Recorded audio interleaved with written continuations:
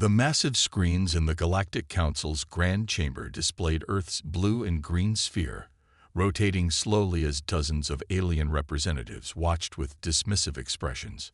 High Counselor Reef, a tall being with silvery skin, stood at the central podium, his six-fingered hand gesturing toward the image. This primitive world, designated as Sol 3, shows minimal space development. Their technology is centuries behind the galactic standard.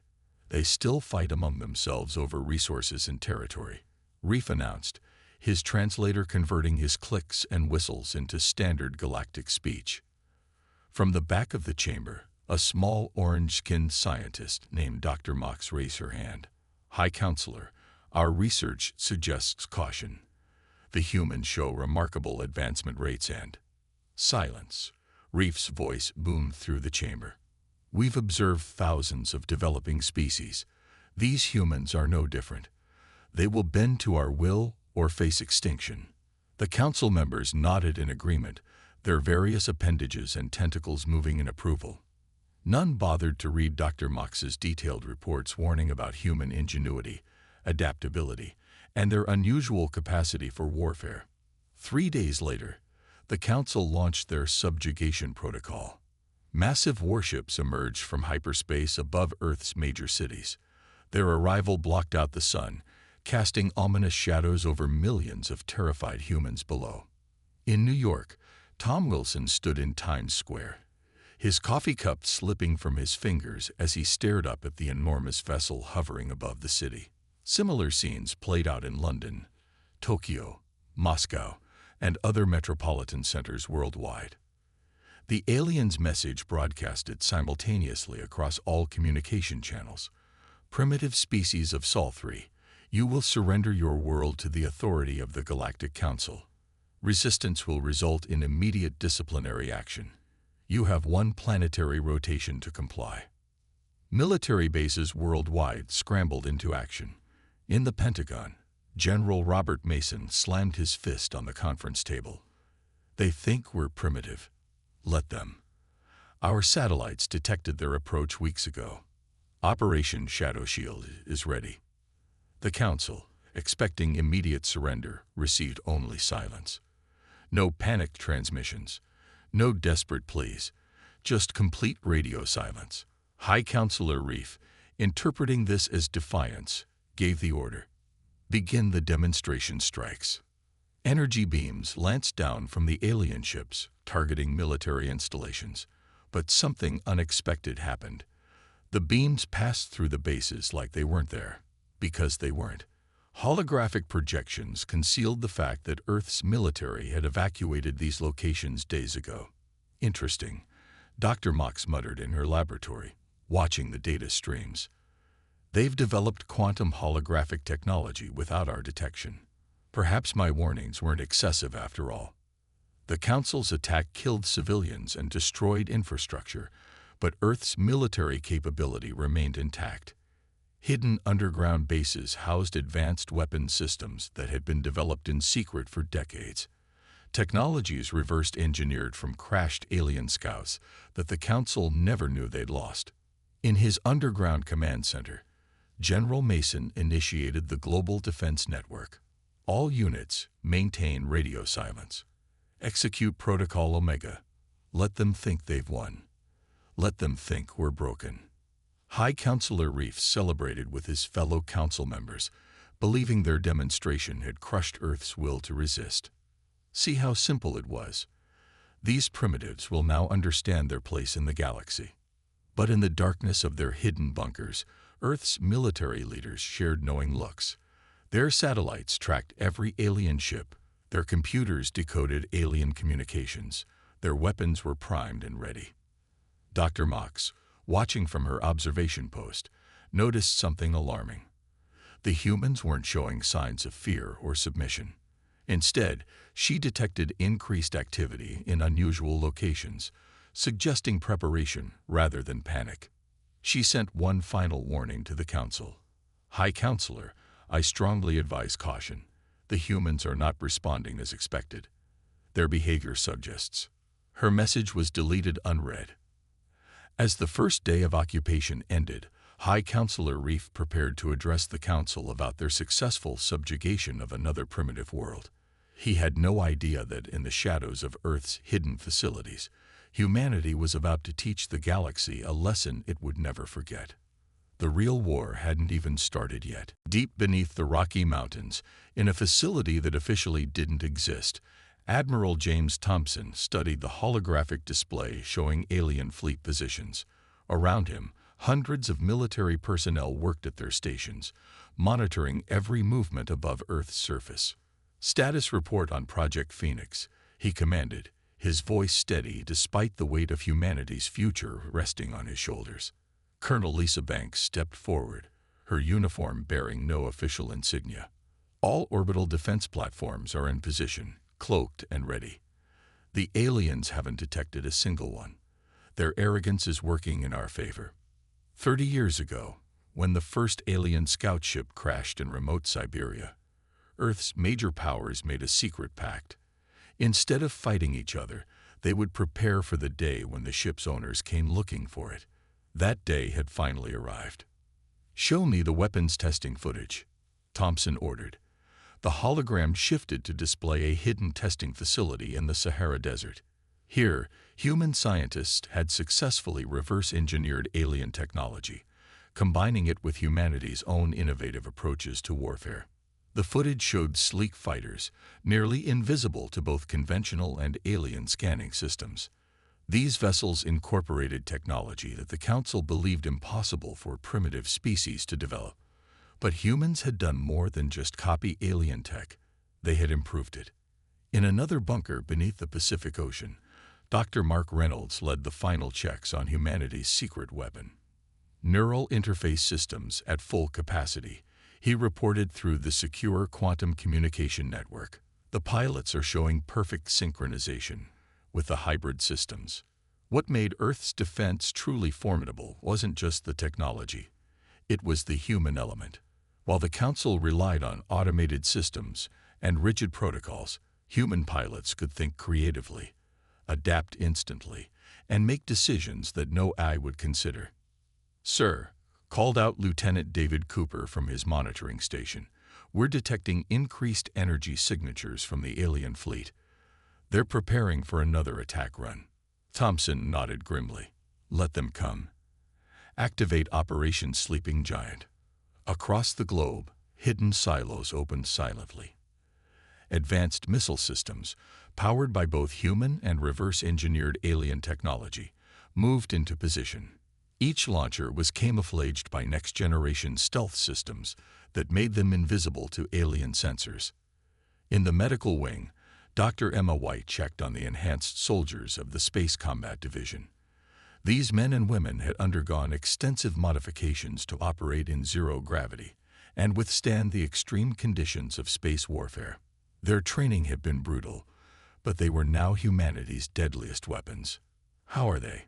Thompson asked during his inspection. "Ready and eager," White replied. "The neural enhancements are stable, and their combat simulations show performance levels exceeding our highest expectations." In orbit, hidden beneath advanced cloaking fields, Earth's secret space fleet waited. These ships, built in underground facilities and launched during weather events to mask their signatures, represented humanity's best work. They combined the raw power of alien technology with human ingenuity and fighting spirit. "Message from Chinese Underground Command," announced Communications Officer Ryan Miller. "Their quantum torpedo production is at 300% capacity. They're ready to move to Phase 2. Thompson allowed himself a small smile. The aliens thought they had caught Earth unprepared, but humanity had been ready for this moment for decades. Every nation had played its part, setting aside old rivalries to face this common threat. In her private lab, Dr. White made final adjustments to the combat enhancement drugs. These compounds would keep soldiers fighting at peak performance, even under extreme stress. "The aliens think we're primitive," she muttered. "They have no idea what humans are capable of when we work together." As the alien fleet prepared for another show of force, humanity's hidden forces stood ready. In bunkers, ships, and secret bases around the world, soldiers and pilots waited for the signal. Years of preparation, sacrifice, and secret development were about to pay off. Admiral Thompson looked at the digital countdown on the main screen. The time for hiding was almost over. Soon, the Galactic Council would learn why it was a mistake to underestimate humanity. All units, he broadcast on the secure channel, prepare for Operation Sleeping Giant. Show these aliens why Earth was never an easy target. The real fight was about to begin, and humanity was ready to reveal its full strength. The alien fleet hung in Earth's orbit, their massive ships casting long shadows over the cities below. High Counselor Reef was preparing to announce Earth's formal surrender when the first attack came. Without warning, hundreds of quantum torpedoes materialized inside the shields of multiple Council warships. The supposedly primitive humans had discovered a way to bypass the most advanced shielding technology in the galaxy. Impossible, Reef shouted as explosions lit up the night sky. Where are these weapons coming from? Earth's hidden orbital platforms decloaked simultaneously, revealing an array of weaponry that stunned the alien commanders. Human fighters streamed from concealed hangars, their hybrid drives leaving trails of blue fire against the darkness of space. Commander Jack Wilson led the first wave of fighters. All squadrons, execute attack pattern Delta. Show them what Earth can do. His neural interface hummed as he thought-controlled his fighter, performing maneuvers that the rigid alien combat protocols never anticipated. The Council ships tried to respond, but their automated defense systems couldn't track the human vessels. Earth's fighters danced between energy beams, their pilots using instinct and training to achieve the impossible. Their shields are based on predictable frequencies, Lieutenant Amy Parker announced over the combat network, switching to random modulation disruptors. Now, dozens of alien ships suddenly found their supposedly impenetrable defenses useless against human weapons. Below the atmosphere, Admiral Thompson coordinated the global counterattack from his command center. Launch the EMP strikes, he ordered. Specialized warheads detonated at strategic points around the alien fleet, unleashing electromagnetic pulses that had been specifically tuned to affect alien technology. The Council's communication network dissolved into chaos. Their carefully coordinated fleet movements fell apart as ships lost contact with each other. This was another lesson in human warfare, targeting the enemy's ability to communicate and coordinate. "Sir," called out a sensor operator, "the alien flagship is attempting to enter hyperspace." Thompson allowed himself a grim smile. "Activate the gravity web." Hidden satellites powered up, creating an artificial gravity field that made faster-than-light travel impossible within Earth's solar system. The Council fleet was trapped. In space, the battle intensified. Human ships demonstrated combat techniques that shocked the alien commanders. They used debris as cover, executed slingshot maneuvers around Earth's moon, and employed tactics that no simulation had prepared the Council forces for. These humans, Dr. Mox observed from her research vessel, they're not just fighting with technology.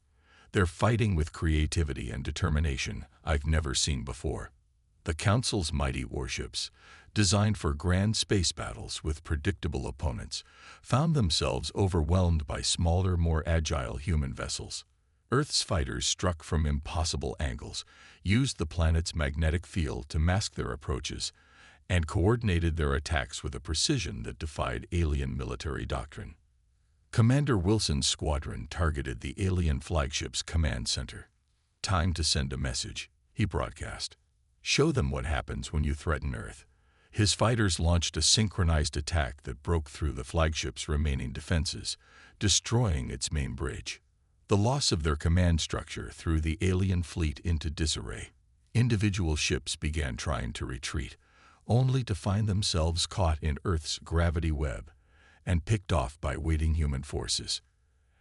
Admiral Thompson watched the tactical display as more alien ships fell to Earth's defenders. "Begin Phase 2, he ordered. "Launch the boarding parties." Special Forces teams, wearing powered armor that combined human and alien technology, began teleporting onto the disabled council ships.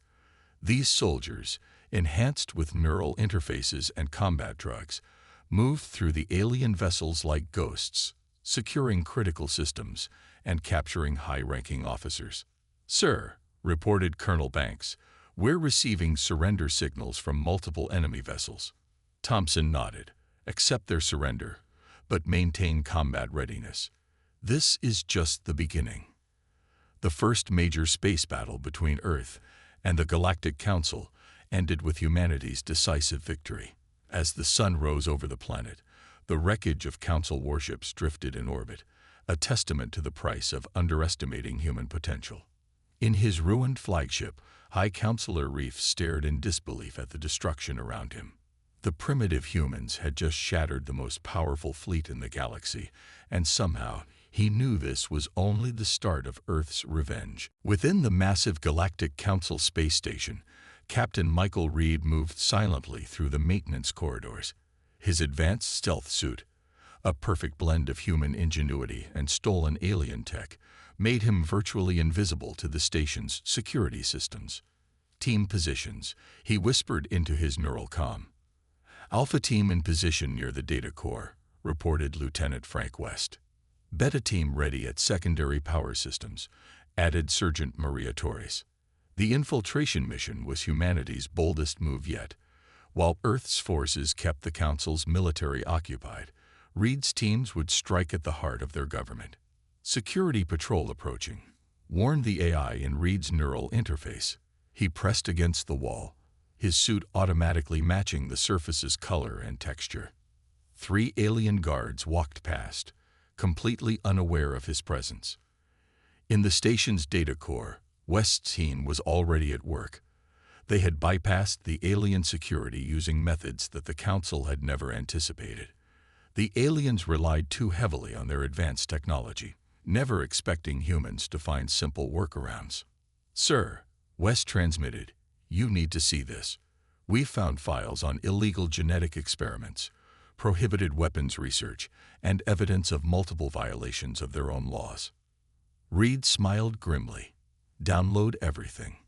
The Council's about to learn another human tradition, exposing corruption." Meanwhile, Torres's team had reached the power systems. Unlike the aliens' automated approach, these human soldiers could adapt their plans on the fly. When they encountered unexpected security measures, they simply created new solutions. "Placing quantum disruptors now," Torres reported. "If they try to stop us, we can shut down their entire station." The mission wasn't just about gathering intelligence. It was about proving that humans could strike anywhere, even in the heart of alien territory. The Council had thought their station impregnable, protected by the most advanced security in the galaxy. They hadn't counted on human determination. "Movement in Section 7, warned Reed's eye. Large security team headed toward the data core. "West, status," Reed demanded. "Data extraction at 89%. Need 3 more minutes." Reed made a quick decision. "Torres, create a diversion. Nothing lethal. We want to prove a point, not start a massacre." Sergeant Torres grinned. Time to show them some old-school human tricks. Her team activated several devices they'd planted earlier. Simple machines that created phantom energy signatures throughout the station. The alien security forces split up, chasing ghosts while the real infiltrators continued their work. This was another human specialty, using the enemy's assumptions against them. "Data secured," West reported. "You won't believe some of this, sir. The Council has been manipulating member species for centuries." Reed moved toward their extraction point, his steps silent despite his haste. "Get your teams to the rendezvous points." Time for Phase 2. In the station's main communication center, a small device activated. It began broadcasting proof of the Council's corruption to every species in the galaxy. The aliens' own communication network turned against them. "Sir," Torres called, "we've got company. Elite guards, they're using non-standard tactics." "Looks like some of them can learn," Reed observed. "Fall back to position beta. Time to show them our surprise." As the elite guards closed in, Reed's teams activated their final trump card. Quantum teleporters, far more advanced than anything the Council possessed, activated simultaneously. The human teams vanished, leaving behind only a message floating in holographic display. Your secrets are no longer safe. Humanity is watching. In the station's command center, alien leaders received increasingly panicked reports. Somehow, humans had infiltrated their most secure facility, stolen their most carefully guarded secrets, and disappeared without being caught. This is worse than we thought. One council member clicked nervously. They can reach us anywhere. Reed's team materialized on their stealth ship, already moving away from the station at full speed. The mission was a complete success. They had the data, and more importantly, they had shattered the Council's sense of security. Message from Earth Command, his AI announced. Admiral Thompson sends congratulations. Phase 4 will begin on schedule. Captain Reed looked back at the distant station, now in chaos from their infiltration. The Council had thought humans were primitive warriors. Now they would learn that humanity's real strength lay in its ability to adapt, improvise, and strike where least expected. The next phase would be even more interesting. Ambassador Diana Wells stood before the emergency session of the Galactic Council, her posture radiating confidence. The massive chamber was filled with representatives from hundreds of species, all watching with intense interest. This was humanity's first official appearance before the Council, and it wasn't going to be what anyone expected.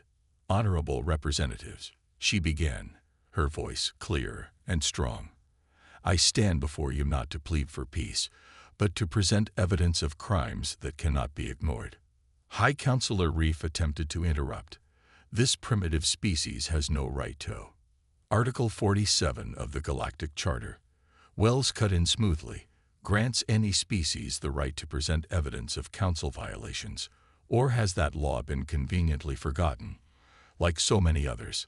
The chamber erupted in murmurs as massive holographic displays activated, showing the data recovered during Captain Reed's infiltration mission.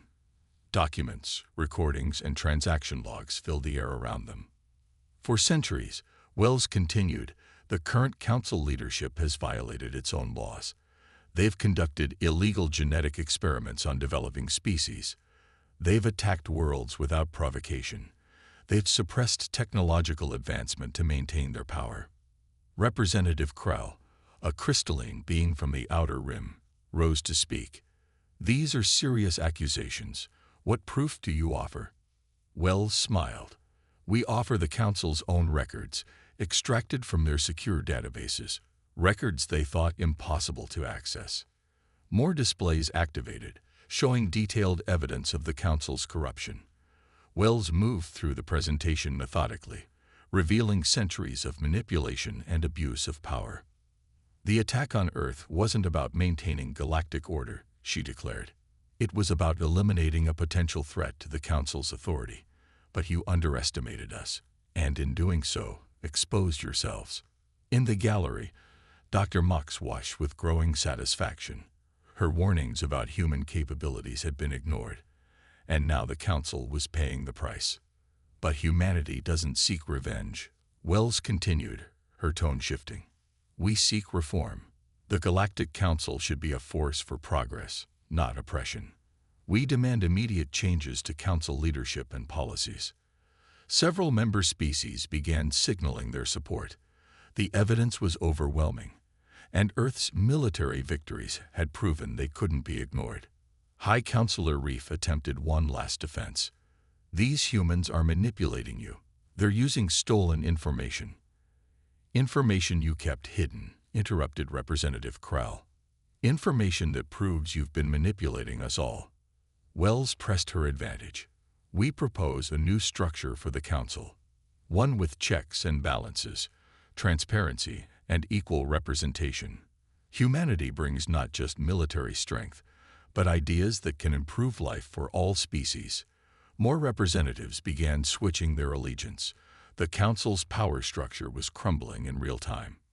Furthermore, Wells announced, several member species have already pledged to support Earth's proposals. We're prepared to help establish a new, more equitable galactic government. The chamber erupted in debate. Species that had long resented the Council's heavy-handed rule saw an opportunity for change.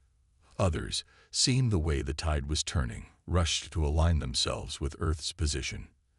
Admiral Thompson, watching the proceedings from Earth, smiled as he received updates. The political attack was working just as well as the military one had. The choice is yours, Wells concluded. Reform willingly, or face the consequences of your actions.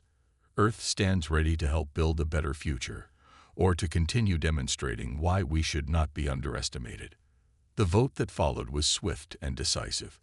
The old council leadership was removed, and plans for reform were put into motion. Humanity had achieved through diplomacy what they'd started with force. As the session ended, Dr. Mox approached Wells. "You humans never cease to amaze me. You fight with weapons, technology, and words with equal skill." Wells smiled diplomatically.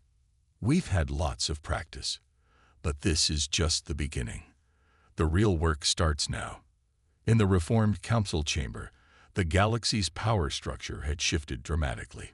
Earth had emerged as a major power, not through conquest, but through a masterful combination of force and diplomacy.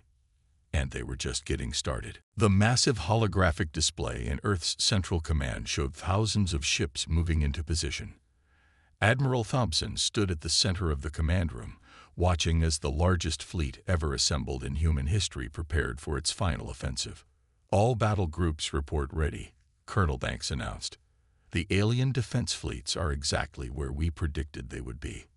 This was humanity's endgame, the culmination of months of planning and fighting. The remaining Loyalist Council forces had gathered for one last stand, not realizing they were playing directly into Earth's strategy. "Begin Operation Thunderstrike," Thompson ordered. "All ships, execute on my mark." The human fleet split into 3 massive battle groups. Traditional military doctrine would have called this a fatal mistake, but humans had long since proven they didn't play by conventional rules. Commander Wilson led the first wave, his neural-linked fighters streaking through space in perfect formation. "Remember your training," he broadcast to his pilots. "They expect us to fight like them. Let's show them how wrong they are." The Loyalist fleet commanders watched in confusion as the human ships seemed to scatter in disarray. Their sensors showed apparently vulnerable formations, tempting targets that no competent commander could resist. It was exactly what Earth wanted them to think. "They're taking the bait," Torres reported from her command ship. "Enemy fleet is dividing to pursue our scattered forces." The moment the alien ships broke formation, humanity's trap sprung. Quantum mines, hidden in debris fields, activated simultaneously. Entire sections of space lit up with explosions, catching numerous enemy vessels in their blast radius. "Second wave, engage," Thompson commanded. Earth's newly developed stealth cruisers decloaked behind the enemy fleet. These ships, combining human innovation with reversed-engineered alien tech, opened fire with weapons that the Council had deemed theoretically impossible. "Their shields can't handle the phase-shifted plasma," West reported excitedly. "Their defensive algorithms are trying to adapt, but our random frequency modulation is too unpredictable." This was humanity's greatest advantage, their ability to think creatively and act unpredictably. While alien ships followed rigid battle protocols, human commanders made split-second decisions based on instinct and experience. The Loyalist fleet tried to regroup, but found themselves caught in a deadly crossfire. Earth's ships attacked from multiple vectors, using tactics that defied conventional space combat wisdom. Fighters performed maneuvers that should have torn them apart, their pilots pushing their neural interfaces to the limit. "Enemy flagship detected," called out a sensor operator. "They're attempting to coordinate a counterattack." Thompson smiled grimly. "Execute Maneuver Phoenix." Dozens of human ships suddenly accelerated to speeds the aliens had thought impossible, their modified engines glowing with strange energy. They punched through the enemy's defensive lines like arrows through paper. "This is impossible," An alien commander transmitted in panic. Their ships should be tearing themselves apart at those velocities. But humans had learned to do the impossible. Their ships, designed to handle stresses that alien engineers had deemed suicidal, tore through the enemy formation. Each vessel was piloted by crews who understood that sometimes the best move was the one your opponent thought couldn't be done. Enemy fleet is in full retreat, Banks reported. Their command structure is completely broken. The Loyalist forces had finally learned what Earth had been trying to teach them, that predictability in warfare was a fatal weakness. But the lesson came too late. All ships, execute final attack pattern, Thompson ordered. Let's finish this. The human fleet move is one, their coordination perfect after months of battle. Quantum torpedoes, plasma beams, and weapons the aliens had never seen before struck from every direction. The Loyalist fleet, already battered and confused, began to surrender in groups. Within hours, the battle was over. The last major force opposing Earth and the Reformed Council had been utterly defeated. The few surviving enemy ships were being boarded by human marine teams, their crews adding to the growing list of prisoners. Admiral Thompson looked at the tactical display, now showing mostly friendly signatures.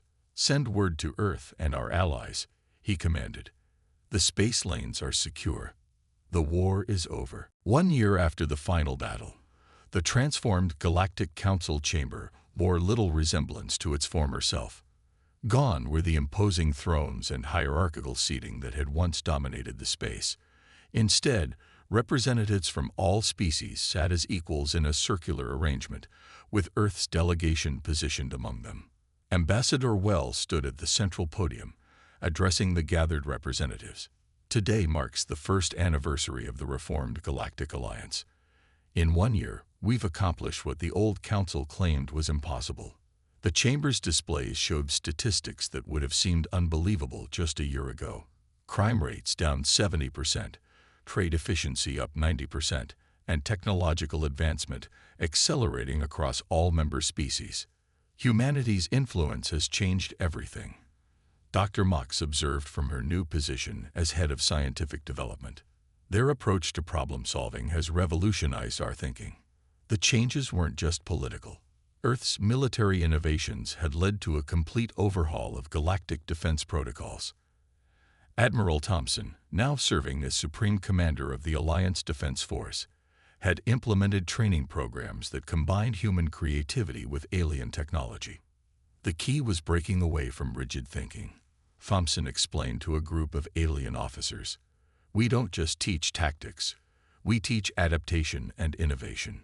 In orbit above Earth, the new Galactic Academy of Sciences housed researchers from hundreds of species. Here, human scientists worked alongside their alien counterparts, combining different approaches to unlock new possibilities. Human unpredictability, when properly channeled, is an incredible asset, Dr. Reynolds told his mixed species research team. "We've made more progress in 1 year than the old council made in a century." The former High Counselor Reef, now serving a long sentence for his crimes, watched news broadcasts from his cell. He saw humans teaching alien children how to think creatively, alien merchants adopting human business practices, and mixed crews operating ships with efficiency that would have once seemed impossible. "We should have listened to Dr. Mox's warnings," he muttered to himself. "We never understood what we were dealing with." In the council chamber, Wells continued her address. "Our success proves that diversity of thought and approach makes us stronger.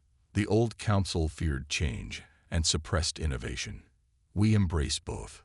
The reforms had gone far beyond military and political changes. Human cultural influences had spread throughout the galaxy. Alien species discovered Earth's art, music, and literature, finding new ways to express themselves. "It's not just about technology or strength," Captain Reed explained to a group of new recruits. "It's about understanding that different perspectives make us better." The old council feared that. We celebrated. Trade routes once controlled by corrupt council officials now operated freely. Planets that had been suppressed under the old regime were developing rapidly, their people finally free to advance at their own pace. The galaxy is changing, Torres observed from her new position as Defense Academy instructor. And for once, it's changing for the better. The most significant change was in how species interacted with each other.